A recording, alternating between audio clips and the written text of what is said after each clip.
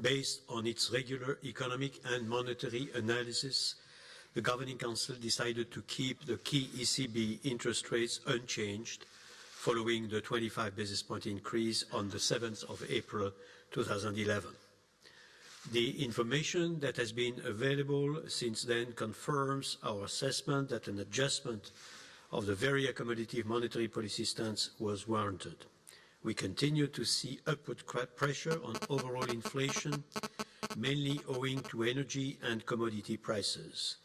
While the monetary analysis indicates that the underlying pace of monetary expansion is still moderate, monetary liquidity remains ample and may facilitate the accommodation of price pressures. Furthermore, recent economic data confirm the positive underlying momentum of economic activity in the euro area, with uncertainty continuing to be elevated. All in all, it is essential that recent price development do not give rise to broad-based inflationary pressure. Inflation expectation in the euro area must remain firmly anchored in line with our aim of maintaining inflation rates below but close to 2% over the medium term. Such anchoring is a prerequisite for monetary policy to make an ongoing contribution towards supporting economic growth and job creation in the euro area. With interest rates across the entire maturity spectrum remaining low and the monetary policy stance still accommodative, we will continue to monitor very closely all developments with respect to upside risks to price stability. Maintaining price stability over the medium term is our own guiding principle, which we apply when assessing new information, forming our judgments and deciding on any further adjustment of the accommodative stance of monetary policy. As stated on previous occasions, the provision of liquidity and the allotment modes for refinancing operations will also be adjusted when appropriate, taking into account the fact that all the non-standard measures taken during the period of acute financial market tensions are, by construction, temporary in nature. Let me now explain our assessment in greater detail, starting with the economic analysis.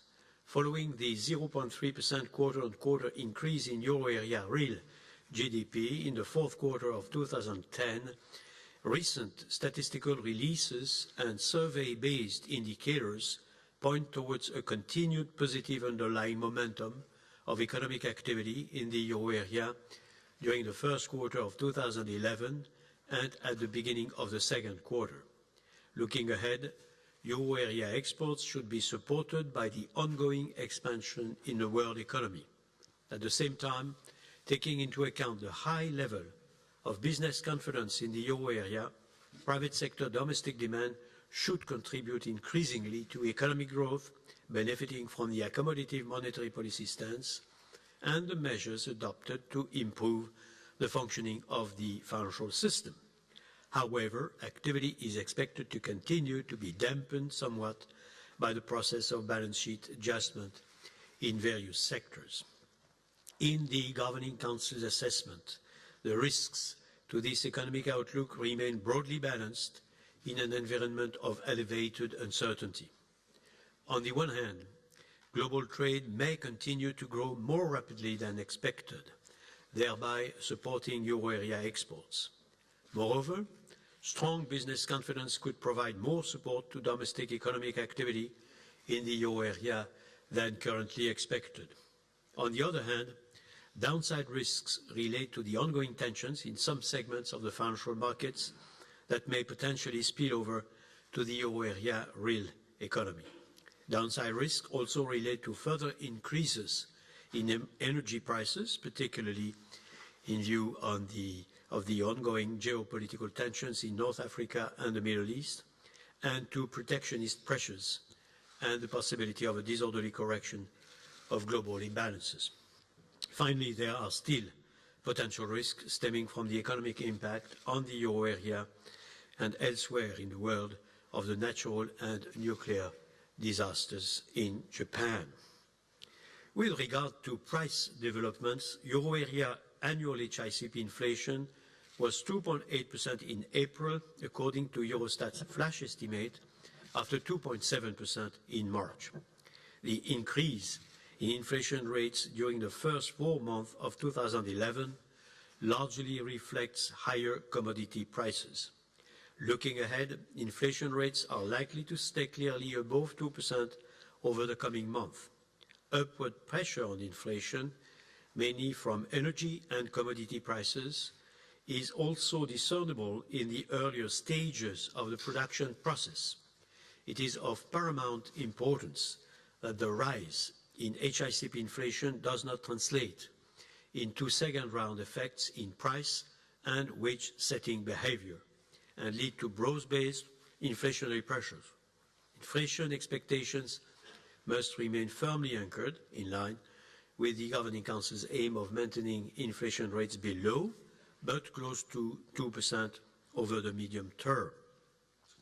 Risks to the medium-term outlook for price development remain on the upside. They relate in particular to higher than assumed increases in energy prices, not least on account of the ongoing political tensions in North Africa and the Middle East.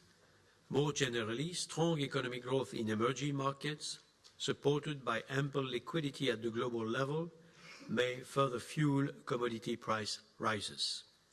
Moreover, increases in indirect taxes and administered prices may be greater than currently assumed, owing to the need for fiscal consolidation in the coming years. Finally, risks also relate to stronger than expected domestic price pressures in the context of the ongoing recovery in activity. Turning to the monetary analysis, the annual growth rate of M3 increased to 2.3% in March 2011 from 2.1% in February. Looking through the recent volatility in broad money growth caused by special factors, M3 growth has continued to edge up over recent months. The annual growth rate of loans to the private sector remained broadly unchanged at 2.5% in March, after 2.6% in February. Overall, the underlying pace of monetary expansion is gradually picking up, but it remains moderate. At the same time, monetary liquidity accumulated prior to the period of financial market tensions remains ample and may facilitate the accommodation of price pressures in the euro area.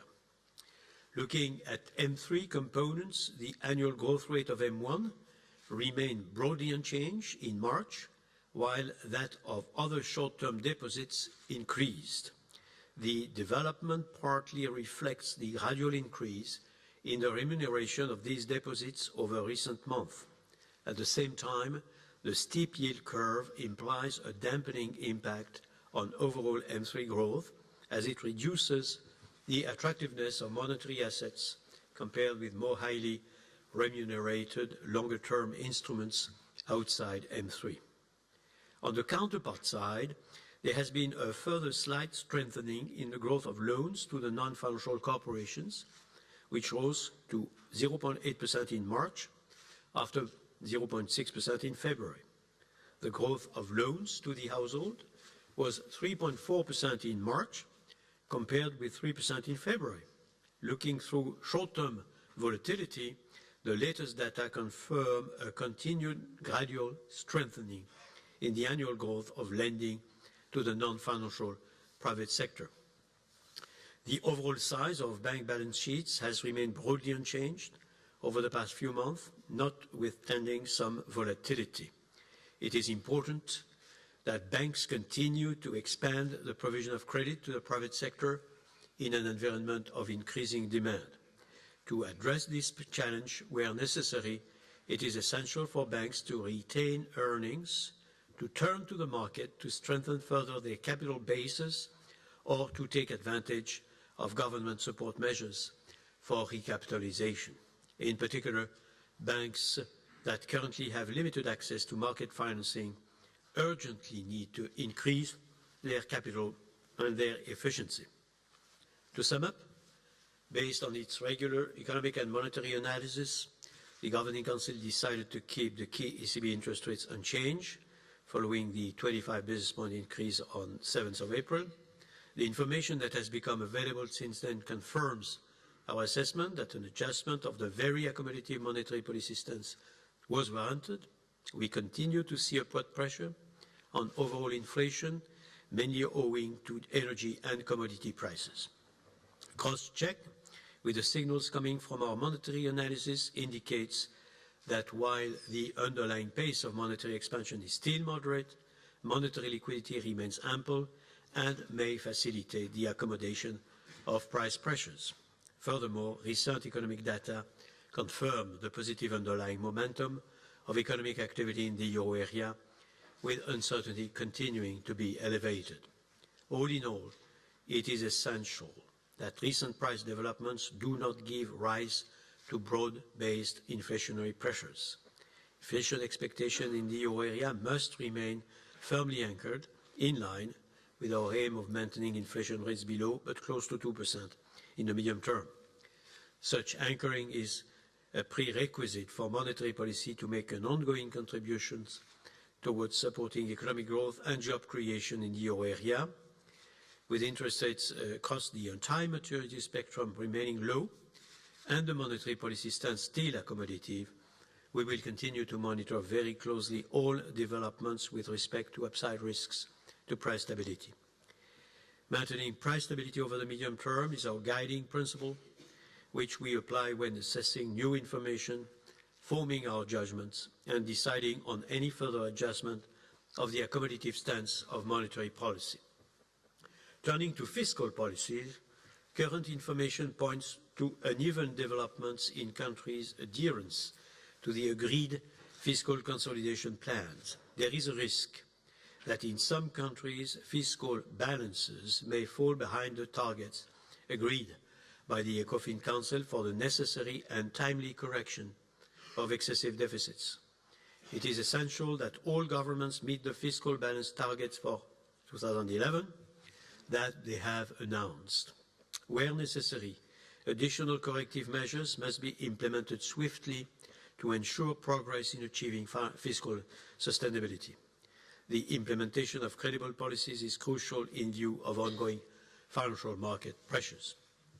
At the same time, it is of the utmost importance that substantial and far-reaching structural reforms be implemented urgently in the euro area in order to strengthen its growth potential, competitiveness, and flexibility.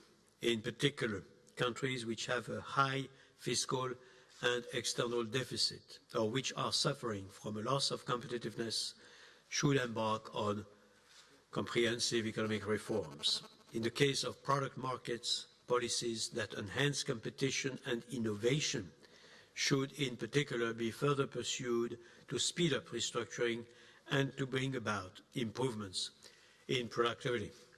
Regarding the labour market, the priority must be to enhance wage flexibility and incentives to work and to remove labour market rigidities.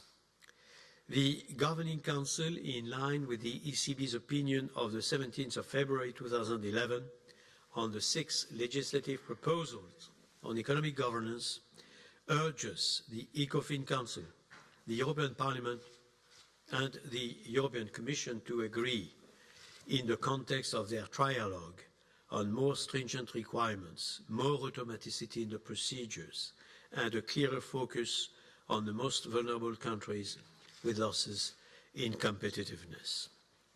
Finally, the Governing Council welcomes the Economic and Financial Adjustment Programme, which was agreed by the Portuguese government following the successful conclusion of the negotiations with the European Commission in liaison with the ECB and the International Monetary Fund. The programme contains the necessary elements to bring about a sustainable stabilisation of the Portuguese economy.